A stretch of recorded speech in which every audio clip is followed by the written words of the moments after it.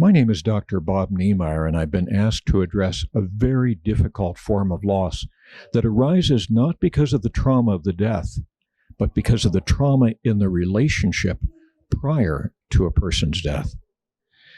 We lose loved ones throughout the course of our lives, but sometimes we love those who are much more complicated attachment figures, who may be held very ambivalently, and indeed sometimes with a great deal of trepidation because they have caused us irreparable harm. We also lose those who are our abusers, who may have, at a vulnerable point in our lives, taken advantage of us in ways that we will spend a lifetime trying to heal from. When we experience the death of such a figure, there may be a kind of grief for the relationship we wish we had had with that person, but did not.